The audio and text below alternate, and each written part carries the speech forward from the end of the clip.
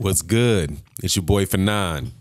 Gonna talk about Deontay Wilder, Anthony Joshua, Joseph Parker in the heavyweight division, and the aftermath of this March fights and some things that Deontay Wilder said, where he basically said that his showing against Luis Ortiz sets him out and proves that no one in the heavyweight division has the skills to beat him.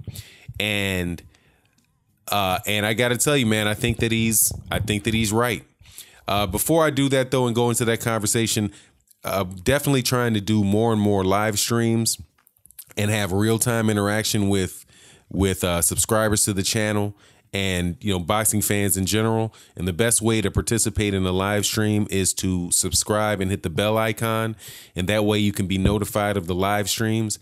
I do not plan out the specific times of my live streams because, I just got to keep a work schedule. So the best way to know when they're happening is to hit the bell icon so you can be notified of it. Also, hit me on my Twitter. If you have a Twitter account, if you're on Twitter, you can find me at Fanon Boxing at Twitter. And I will link a lot of the articles and things and discussions on Twitter, and you'll be able to get those as well for reference on the videos we make. Now that said, let me go through what Deontay Wilder says and then give you my thoughts on that. WBC heavyweight champion Deontay Wilder, who's 40-0 with 39 KOs, believes his last fight made a huge statement to the critics. Wilder collided in the ring with undefeated Cuban challenger Luis Ortiz, who's 28-1 with 24 KOs, at the Barclays Center in Brooklyn, New York. After dropping Ortiz in the 5th round, Wilder was in serious trouble during the 7th round and barely survived as Ortiz was pouring on the punches. Wilder fully recovered by the end of the 9th round when he buzzed Ortiz with a big punch. And then in the 10th, Wilder unleashed his punch combinations to drop Ortiz 2 more times for a knockout victory. Ortiz puts good combinations together and he hit me with clean shots, but I didn't go down, Wilder said to Premier Boxing Champions. I was a little buzzed, but I adjusted, which is the perfect example of a champion's heart and mindset. After coming through his last fight in dramatic fashion, Wilder is confident that there's nobody in the heavyweight division with the necessary skills to beat him. It is a dangerous sport, but I believe in myself, my heart, and my power. Beating Luis Ortiz shows there's nobody with the skill set to beat me. My goal is to unify the division, proving to the world that I'm the best. This definitely solidifies my position as the baddest man on the planet at the top of the food chain, Wilder said. The undefeated champion is now planning to be ringside on March 31st when IBF, IBO, WBA champion Anthony Joshua will collide with WBO champion Joseph Parker in a unification at the Principality Stadium in Cardiff, Wales. Wilder intends to call out the winner of the contest. The clear target for him is Joshua. If the two boxers are able to reach an agreement on the financial terms, the fight would likely land in the tail end of this year. Now, if it was only true that fight was going to happen at the tail end of this year, I would be very excited. Now, to Deontay Wilder's point about his performance against Luis Ortiz showing that nobody has the skill set to beat him. If you followed this subject at all, you've heard the criticisms of Deontay Wilder, and they fall in there. Generally speaking, there are a few things. The overriding one is that he's not technically sound, that he's not as good a boxer as the other top heavyweights. People have gone so far as to say that he's not a good boxer at all. And, you hear people in comment sections and make videos, in large part it's a crew of people out there in the UK, people in the United States as well, here and there. You call him Windmill Wilder, right? And basically say that he doesn't know how to box, he doesn't know how to throw a straight punch, those type of things. Basically calling into question his technical ability as a boxer. Now, when he says that no one has the skill set to beat him. Now, going in, just analyzing what he says, I agree. Because it's a different thing from saying that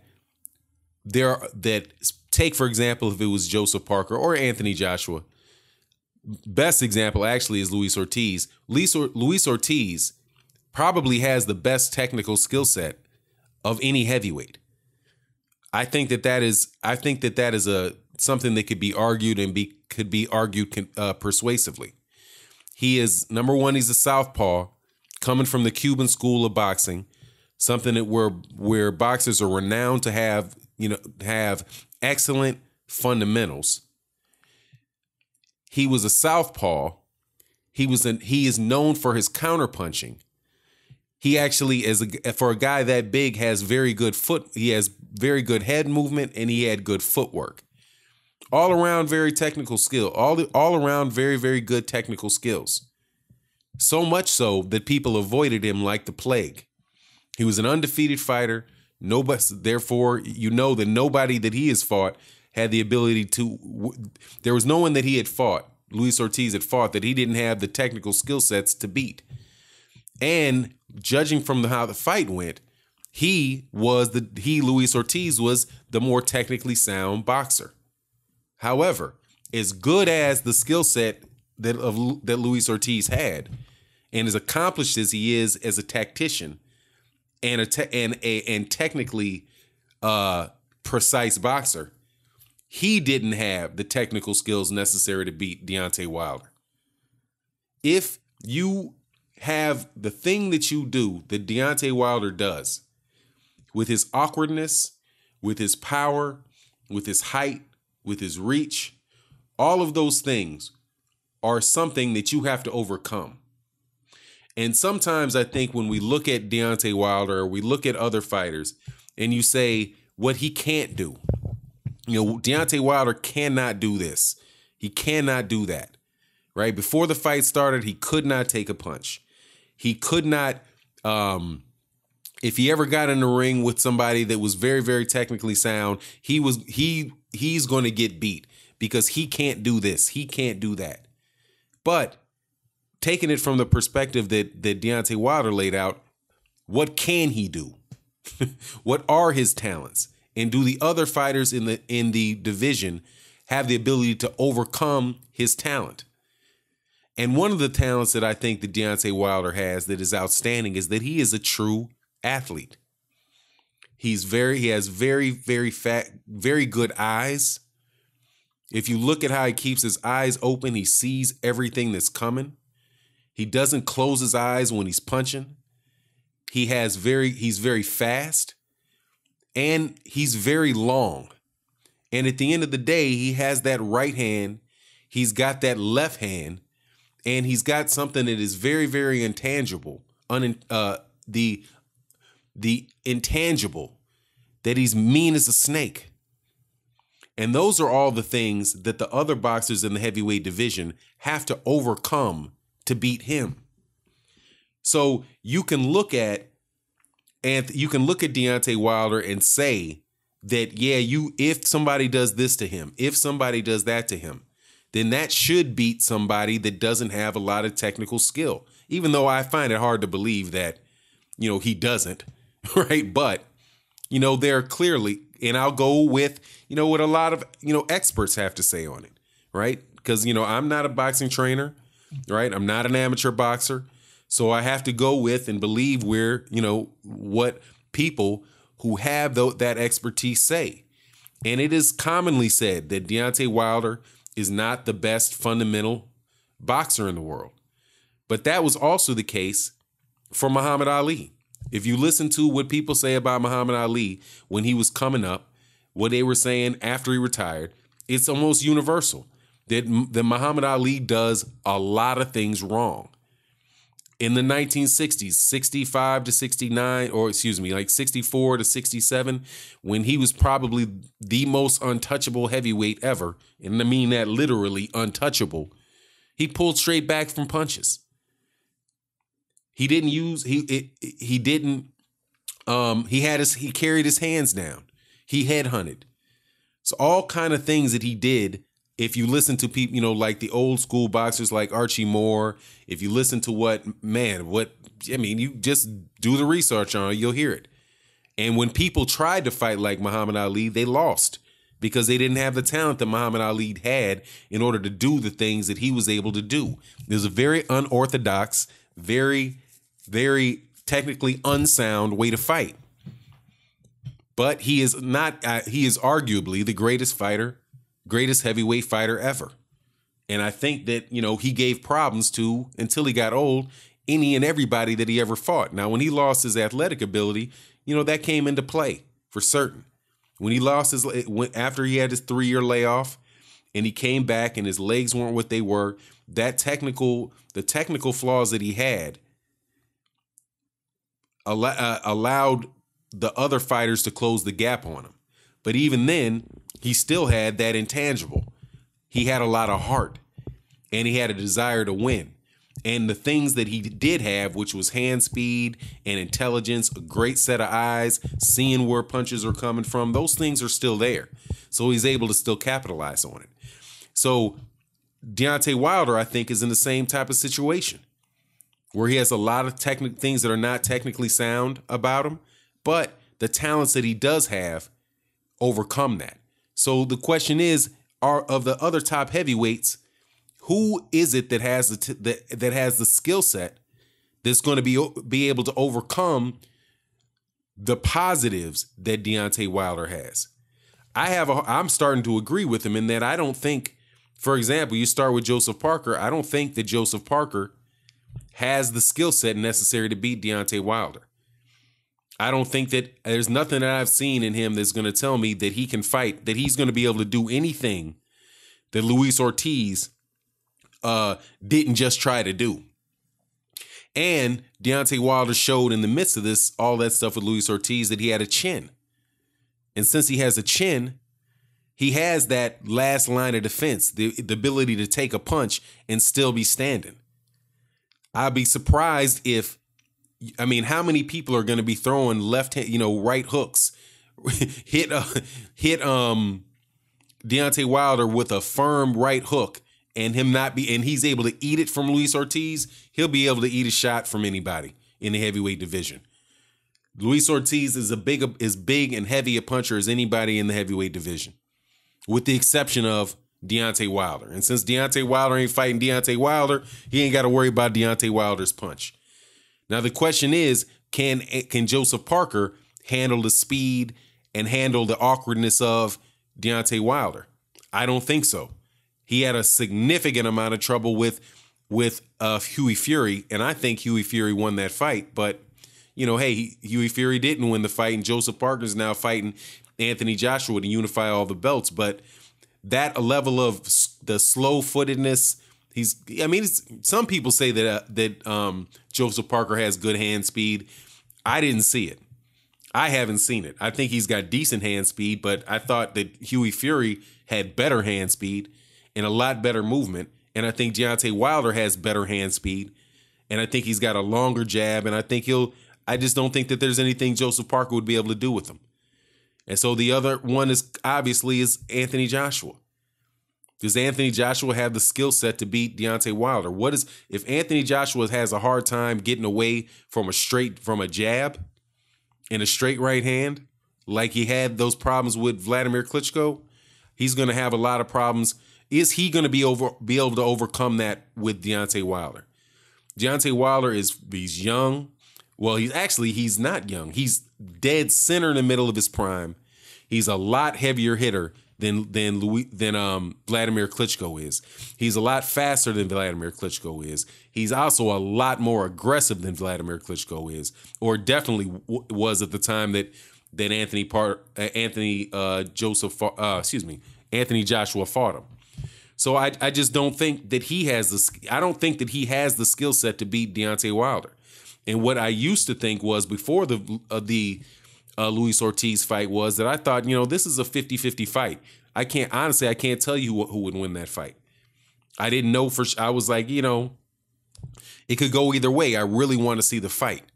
I want to see the fight. I don't want to hear, all of the different reasons that go around about why the fight shouldn't happen. The Deontay Wilder can't sell. He can't sell out. He can't do this. He can't do that. The ridiculousness that has now been proven wrong, that he's not known in the United States, right? That he can't sell out an arena, right? That he's never fought anybody. He went check down that list. Number one, he beat Luis Ortiz, and that's the best win of any active heavyweight's career right now, is Luis Ortiz.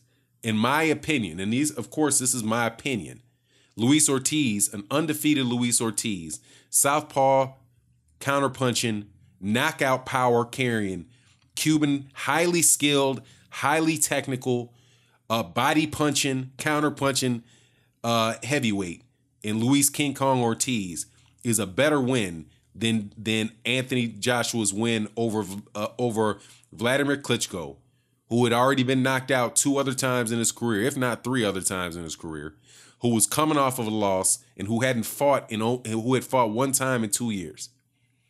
To me, that's a better win than Anthony Joshua's win over Klitschko, and that's without diminishing the win over Anthony Joshua's win over Klitschko at all. It's an exceptional win. There's very few heavyweights that could have pulled that off, even with Vladimir Klitschko coming off of a loss and not having fought in a while. If Vladimir Klitschko came out of retirement this year, there's only a couple heavyweights that I think they could beat Vladimir Klitschko. So when I'm saying that I believe that the win over Luis Ortiz was a more significant win, I'm saying that it's an extremely significant win. And I made a video beforehand. That was the biggest heavyweight fight in the U.S. since Lennox Lewis fought Vitaly Klitschko. And I think it was as big a fight and as difficult a fight on both sides as is Lennox Lewis versus Vitaly Klitschko. But that takes out one of those, that he's not beating anybody. He also did, again, the highest numbers for Showtime in 2 years. It was a packed Barclays Center in New York City, prime time. The numbers were good. The attendance was good. All of those things that went around where people were trying to justify this fight not happening, all that stuff got answered that week. So all of those questions are gone for me. Right now we hear different type of things coming up about, did he get too much time? Right? Did that extra 7-10 seconds, whatever it was, where the New York State Athletic Commission looked in his eyes and gave him a second? I believe that was in the beginning of the 8th round, right? Did that help him win the fight? I don't buy it. Because number one, I don't think that Deontay Wilder, like Deontay Wilder said in this interview, I don't think Deontay Wilder was that hurt. I think that he was hurt in the beginning. He covered up well. He blocked a lot of punches with his gloves, and he allowed his head to clear, sitting down. He walked straight to the corner. He came back out, and it's not as if he got hit he didn't get hit in the 8th round very much. If he did get hit big in the 8th round, because he moved and he stayed out of the way. So it's not like that little bit of time, I think that's just another excuse for somebody to say why the fight shouldn't happen.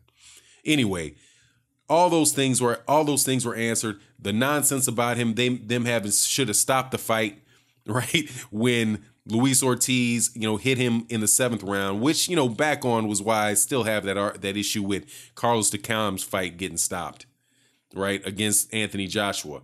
Because I will tell you, if the fight got stopped for Carlos Takam, Anthony Joshua, with that in that round, the way that got stopped, then yeah. If you think that's a good stoppage, then yeah, maybe Deontay Wilder's thing should have got stopped. However, it didn't get stopped, and Luis Ortiz never got a shot again to hurt him. In the 9th round, Deontay Wilder, at 8th round, he cleared his head. 9th round, he was back into it. 10th round, he knocked him out. Right? Now that shows you another skill set that Deontay Wilder had. The ability to keep his calm, to keep his cool, to stick with his game plan, and to overcome adversity. And with those 2 bombs he has, not just the right, because people talk about it like it's just the right. It's not the right, it's right and the left. And it's not just a straight right, it's an uppercut that knocked out Luis Ortiz. He got hurt with some right hands, but he got knocked out. He got buckled over with that uppercut. The fight before Bermane Stiverne got knocked out with a hybrid left hook. So Deontay Wilder has power in both hands. But like I said in the purpose of the video, I'm just who's going to have the skill set to overcome the positives that Deontay Wilder has. I don't think that there is, except for maybe one. And I think that maybe the one that, as far as Anthony Joshua, though, I would say that now, after that fight, I'm thinking, 60-40, maybe 55-45 Deontay Wilder's way. But we'll see again. We'll see whether or not Anthony Joshua, how he does against Joseph Parker. If this winds up being, like Carlos Takam type of fight, and he's not spectacular and just run through Joseph Parker, then I'm going to wonder whether or not, he's going to be able to, what he's going to be able to do against Deontay Wilder. The only other one that I would say that I think might have, or has a significant chance actually to have the skill set to overcome Deontay Wilder might be Tyson Fury.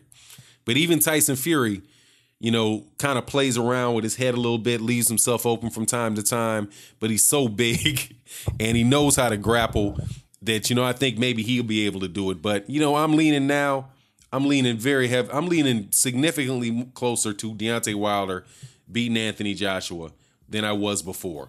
But at the end of the day, man, none of that really, I guess none of it matters until and unless we get that fight. So with that, I'm out. Peace.